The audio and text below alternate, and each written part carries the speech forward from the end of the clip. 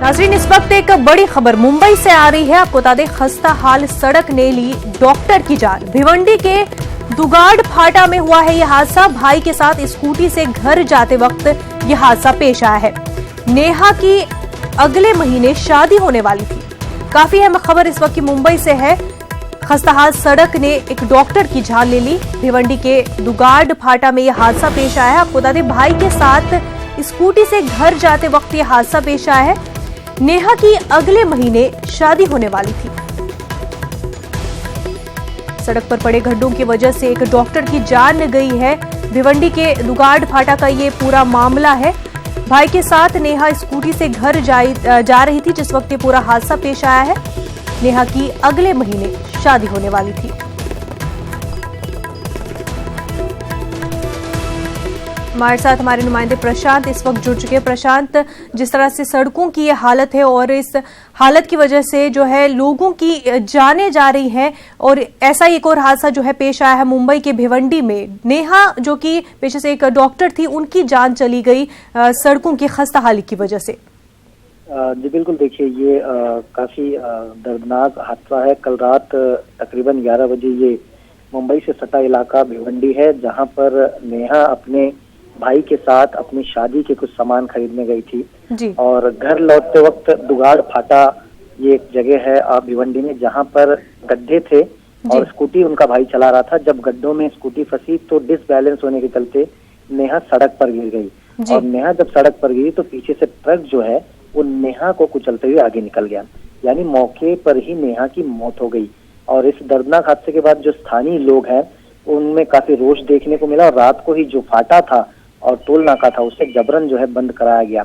हमने पिछले दिनों देखा है कि कई ऐसे हादसे मुंबई और मुंबई से सटे इलाकों में देखने को मिल रहा है, चाहे गड्ढे हो या गटर हो, कोई ना कोई वहां पर गिरकर जिनकी मौतें ऐसी हो रही है सामने। बहरहाल अभी इस मामले में प्रशासन की तरफ से कोई भी रिएक्शन या फिर उनका कोई भी रिप्लाई नहीं आया है। और जिस तरह से बताया जा रहा है कि नेहा की अगले महीने ही शादी होने वाली थी, पेशे से वो डॉक्टर हो चुकी थी और महज 23 साल की उम्र में यह हादसा पेश आया है। बहरहाल अब देखना होगा कि प्रशासन और कानूनन कार्रवाई किस तरह से आगे पुलिस की तरफ से की जाती है। बिल्कुल प्रशांत, और अगर मुंबई की बात करें तो वहां पे स्ट्रीट्स काफी ज्यादा छोटी होती है और उनकी हालत जो है खस्ता है, लेकिन बावजूद इसके, क्योंकि मुंबई की हर स्ट्रीट का जो है हाल कुछ ऐसा ही है, बावजूद इसके इंतजामिया जो है मरम्मत नहीं करती, इन पर ध्यान नहीं देती, किसी तरह का इंफ्रास्ट्रक्चर का काम नहीं हो पाता है और जिस वजह से ये सारे हादसे जो है पेश आते हैं। जी बिल्कुल, देखिए मुंबई की बात की जाए या मुंबई से सटे थाने या भिवंडी या फिर कल्याण की बात की जाए तो हालात एक समान ही देखने को मिलता है। जो ये हादसा हुआ, मैं आपको बताऊं, ये कोई छोटा सड़क या कोई सकरी गली नहीं थी, एक तरह का हाईवे था, फाटा था। यानी कुल मिलाकर देखा जाए तो यहाँ से बड़ी गाड़ियां भी गुजरती हैं और यही वजह है कि ऐसे सड़कों पर अगर गड्ढे हैं तो हादसे जरूर पेश आएंगे, क्योंकि बड़ी रफ्तार से यहाँ पर गाड़ियों का गुजरना होता है। और यही हादसा जो है नेहा के साथ हुआ। जब वो अपने भाई के साथ घर लौट रही थी तो गड्ढों में स्कूटी फंस जाने की वजह से डिसबैलेंस हुई और वो नीचे गिरी। नीचे गिरने से मामूली चोट जरूर आई होगी नेहा को, लेकिन यह हादसा तब पेश आया कि जब हाईवे पर ट्रक काफी स्पीड से पीछे से आया और उसे कुचलते हुए आगे निकल गई।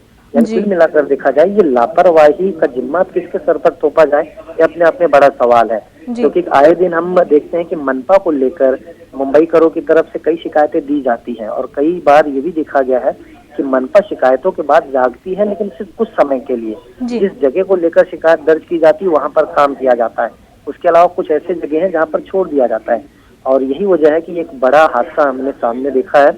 और जिस तरह से उनके घर वालों ने बताया है कि महज 23 साल की उम्र में डॉक्टर थी और अगले महीने शादी थी और शादी के सामान को लेने के लिए अपने भाई के साथ थाने की तरफ गई थी। थाने से फिर वो भिवंडी की तरफ अपने घर जा रही थी और जब ये हादसा पेश आया है। बहरहाल जिस तरह से मैंने कहा कि अब देखते हैं कि कानूनन कार्रवाई की प्रक्रिया आगे किस तरह से बढ़ाई जाती है और इस हादसे के बाद प्रशासन क्या सीख लेता है, ये भी देखने वाली बात होगी। बिल्कुल प्रशांत, अब बाकी मामलों की तरह इस मामले को भी सिर्फ हादसा माना जाएगा या लापरवाही, और अगर लापरवाही माना भी जाता है तो वो किसकी जिम्मेदारी होगी, ये देखना होगा।